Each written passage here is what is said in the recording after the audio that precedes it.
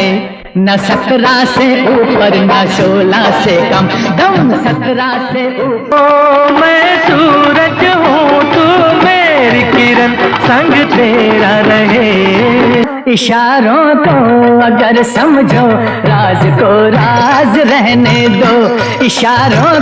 ये वे गीत है जिन गीतों के साथ साल 1966 में चाचा भतीजे की जोड़ी ने स्वतंत्र संगीतकार के तौर पर अपने सफर की शुरुआत की थी। दिल ने फिर याद किया, बर्फ सी लहरा। बाद में इस जोड़ी ने अनेक फिल्मों में कई बेहतरीन गीतों की रचना की थी और उन गीतों को मोहम्मद रफी ने आवाज देकर अमर बना दिया। सुन सुन ओ गुलाबी कली, तेरी मेरी बात अब आज। आपने अंदाजा लगा लिया होगा कि मैं बात कर रही हूँ संगीतकार जोड़ी सोनिक ओमी की, जो रिश्ते में चाचा भतीजे थे। कान में झुमका, चाल में ठुमका, कमर पे चोटी लटके, हो गया दिल का पुर्जा। इस जोड़ी ने फिल्म दिल ने फिर याद किया से संगीतकार के रूप में अपना स्वतंत्र सफर शुरू किया।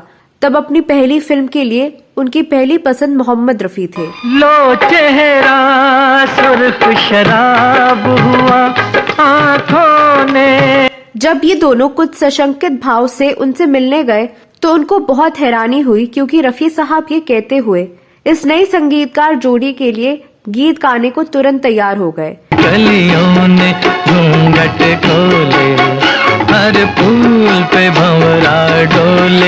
रफी साहब ने सोनिक ओमी से कहा, तुम लोगों को मौका मिला, ये बड़ी इज्जत की बात है, मेरी दुआएं तुम लोगों के साथ है। इस फिल्म के 3 एकल गीतों को रफी साहब ने गाया। ये गाने हैं ओ चेहरा सुर्ख शराब हुआ आँखों ने, सालियों ने घूंघट खोले, हर फूल पे भंवरा डोले। और तीसरा गीत है यूं चाल चलो न मतवाली। यूं चाल चलो न मतवाली, इस दिल पे कयामत आ। यही नहीं, इस फिल्म के शीर्षक गीत को मोहम्मद रफी, मुकेश और सुमन कल्याणपुर की आवाज में रिकॉर्ड किया गया और ये गीत खूब लोकप्रिय हुआ। दिल ने फिर याद किया, बर्फ सी लहरा। आज भी ये गीत काफी लोकप्रिय है।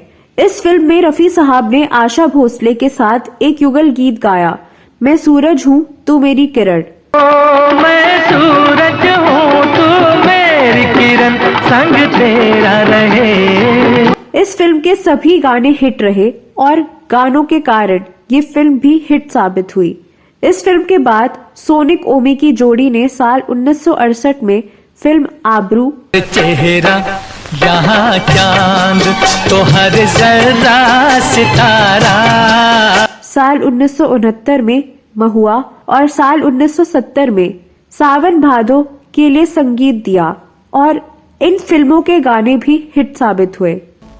मुझे याद रहा तू भूल गई मैं। जिस दौर को मोहम्मद रफी के लिए उतार का दौर कहा जाता है, उस दौर में भी सोनिक ओमी ने रफी साहब से गाने गवाए और ये गाने खूब हिट रहे। सोनिक ओमी उन चंद संगीतकारों में थे जिन्होंने रफी साहब के निधन के कुछ दिन पहले उनके साथ गाना रिकॉर्ड किया था। इस वीडियो में बात कर रही हूँ संगीतकार जोड़ी सोनिक ओमी के लिए गाए मोहम्मद रफी के गानों के बारे में और मोहम्मद रफी से जुड़ी संगीतकार ओमी जी की यादों के बारे में। तो चलिए वीडियो की तरफ।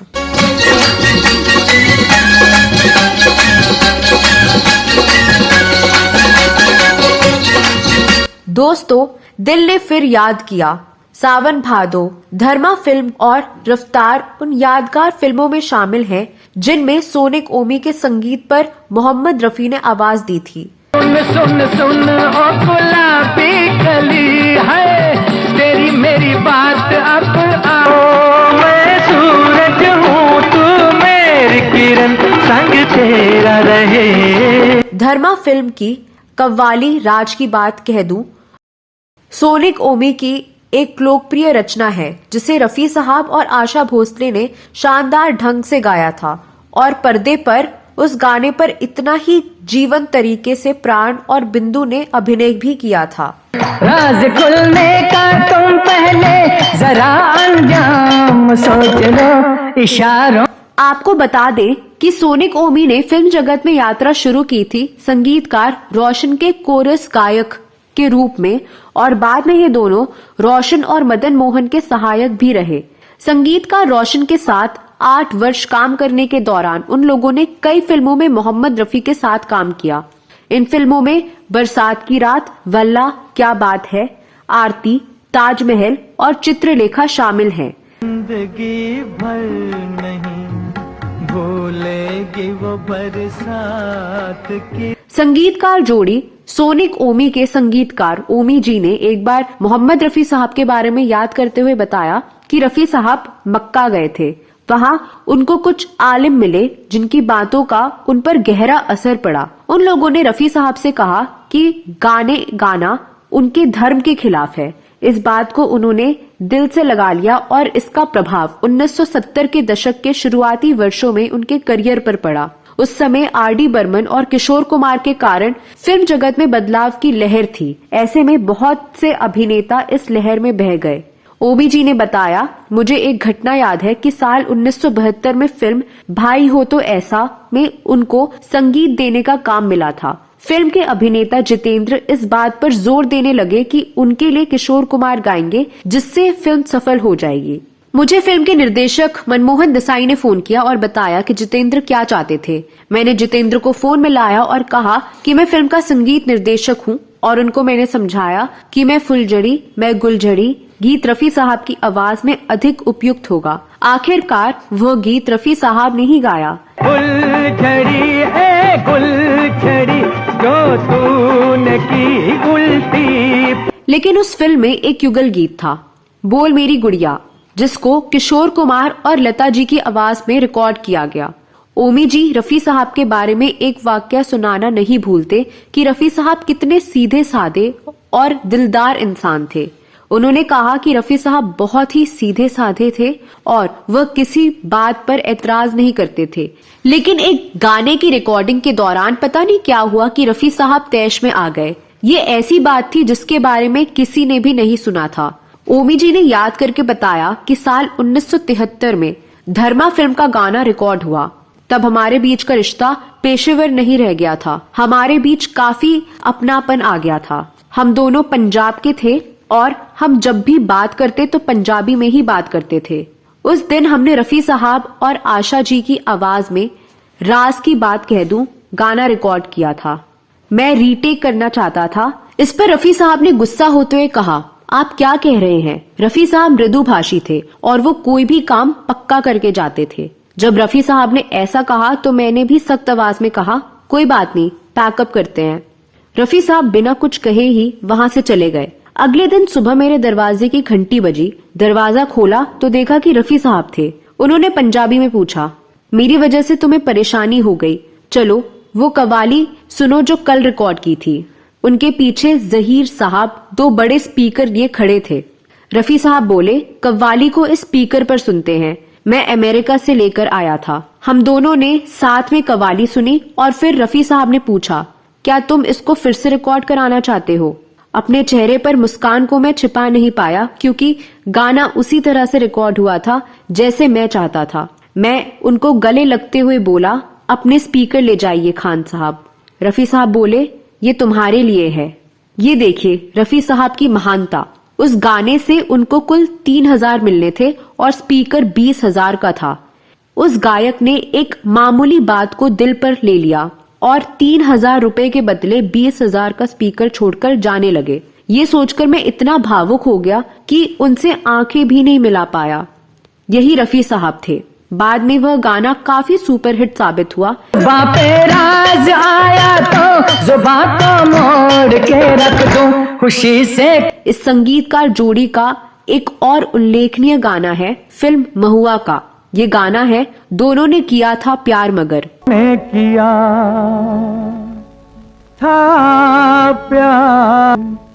रफी साहब के निधन के 2 सप्ताह पहले सोनिक ओमी ने एस.के. कपूर प्रोडक्शन के लिए फिल्म मान गए उस्ताद के लिए अल्लाह का नाम पाक है पाक रहेगा रिकॉर्ड किया था। ये फिल्म 1981 में रिलीज हुई थी। ओमी जी ने बताया कि 31 जुलाई की देर रात मेरे किसी नजदीकी का फोन आया कि रफी साहब नहीं रहे। मुझे यकीन नहीं हुआ और मैं भागता हुआ रफी विला पहुंचा। जो बंगला रफी साहब की मुस्कान से दमकता रहता था वह अंधेरा था और वहां कोई नहीं था। मुझे समझ आ गया कि उनके परिवार वाले उनके शरीर को लेकर अभी नहीं आए थे। उस रात मैं सो नहीं पाया और अगली सुबह रफी विला फिर पहुंचा। वहां मुझे गमगीन हालत में जहीर मिले, जो बच्चों की तरह रो रहे थे, अनाथ बच्चे की तरह। लाले अब तू किसको खान बोलेगा, तेरा खान तो गया। कुछ दिन के बाद जब मैं जहीर से मिला तो वे अब भी दुख से उबरने की कोशिश कर रहे थे। इतना ही बोले, जब अल्लाह रफी साहब से कुछ पूछेंगे तो वे जवाब नहीं दे पाएंगे। मुझे उनके लिए जवाब देने के लिए वहां जाना पड़ेगा। रफी साहब के जाने के कुछ महीने के अंदर ही जहीर भाई भी गुजर गए। रफी साहब को श्रद्धांजलि देते हुए ओमी ने गाकर सुनाया, हर एक बुराई से तो दूर था, सारे जमाने में मशहूर था, आवाज में तेरी वो नूर था, अमर है अमर ये कहते सभी, मोहम्मद रफी मोहम्मद रफी। 31 जुलाई की वो रात थी, फलक रो पड़ा ऐसी बरसात थी, गमगीन सारी ये कायनात थी, आवाज आई या था वली, मोहम्मद रफी मोहम्मद रफी। ओमी के साथ हुई इस इंटरव्यू को आप सुजाता देवी की पुस्तक मोहम्मद रफी रुपहले पर्दे की सुनहरी आवाज में पूरा पढ़ सकते हैं। तो दोस्तों, ये जानकारी आपको कैसी लगी, ये वीडियो कैसा लगा, इस बारे में आप अपनी राय कमेंट बॉक्स में जरूर लिखें। अगले वीडियो में फिल्मों और गीतों के बारे में कोई नई जानकारी लेकर हाजिर हो जाऊंगी। तब तक